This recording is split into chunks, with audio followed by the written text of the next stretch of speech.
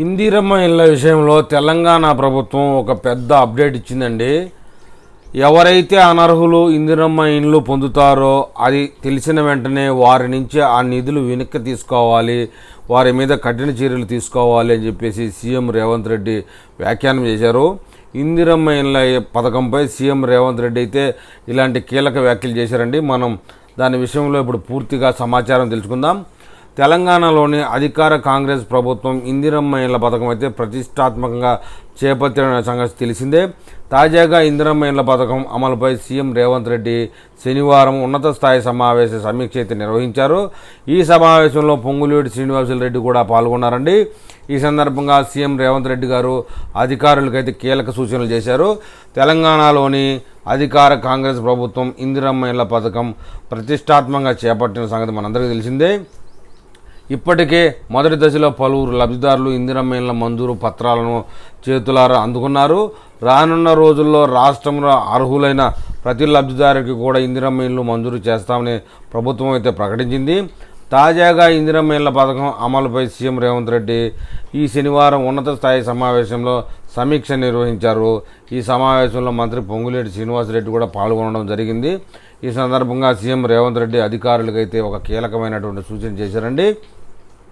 ఇందిరమ్మ ఇళ్ల పథకం కింద మొట్టమొదటి దశలో అత్యంత నిరుపేదలకు అర్హులుగా మాత్రమే గృహాలు కేటాయించాలని సీఎం రేవంత్ రెడ్డి సూచనప్రాయంగా చెప్పారు.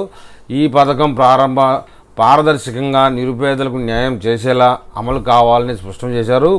ఇందిరమ్మ ఇళ్ల లబ్ధిదారుల ఎంపికలో గ్రామ స్థాయిలో ఏర్పాటు చేసిన ఇందిరమ్మ కమిటీలు అత్యంత జాగ్రత్తగా పనిచేయాలని చెప్పారు. కమిటీలు తయారు చేసిన అర్హుల జాబితాను తహసీల్దార్, ఎంపీడీఓ, ఇంజనీర్లతో కూడిన మండల స్థాయి బృందం క్షేత్రస్థాయిలో స్వయంగా తనిఖీ చేసి ధృవీకరించాలని స్పష్టం చేశారు. ఒకవేళ అనర్హులకు ఇళ్లు కేటాయించబడినట్లు తేలితే ఇక్కడే ట్విస్ట్ అండి. రేవంత్ రెడ్డి గారు ఇచ్చినటువంటి వార్నింగ్ ఏంటంటే, ఒకవేళ అనర్హులకు ఇళ్లు కేటాయించబడినట్లు తేలితే వెంటనే ఇందిరమ్మ కమిటీకి తెలియజేసి ఆ స్థానంలో అర్హులైన వారికి ఆ గృహాన్ని మంజూరు చేయాలని ఆదేశాలు జారీ చేశారు. పథకంలో ఎలాంటి అవకతవకలు లేకుండా చూడాలని చెప్పారు. వారి మీద తగిన చర్యలు తీసుకోవాలని కూడా చెప్పారండి. ఈ పథకం అమలులో దందాలకు పాల్పడే వారిపై తక్షణమే కేసులు నమోదు చేయాలని ఆదేశాలు చేశారు. వారు పొందిన నిధులను కూడా వసూలు చేయడానికి ఏ విధమైనటువంటి చర్యలు చేస్తే బాగుంటుందో ఆ విధంగా చేయాలని చెప్పారు. లబ్ధిదారుల సౌకర్యం కోసం అదనపు సదుపాయాలను కల్పించాలని సీఎం రేవంత్ రెడ్డి తెలిపారు. గృహ నిర్మాణంలో లబ్ధిదారులు తమ అవసరాలకు అనుగుణంగా 50% అదనపు స్థలాన్ని నిర్మించుకునే అవకాశం కల్పించాలని చెప్పారు.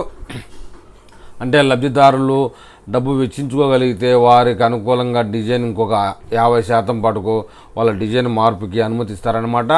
ఇందిరమ్మ ఇళ్లకు సిమెంటు, స్టీలు వంటి నిర్మాణ సామాగ్రిని సరసమైన ధరలకు అందుబాటులో ఉంచేలా అధికారులు చర్యలు తీసుకోవాలని కూడా చెప్పారు.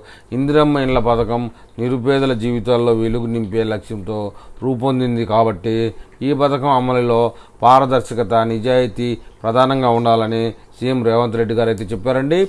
అర్హులైన వారికి మాత్రమే గృహాలు దక్కేలా చూడాలని ఇందిరమ్మ గ్రామ కమిటీలకైతే ఆయన వార్నింగ్ లాంటిదని చెప్పాలి.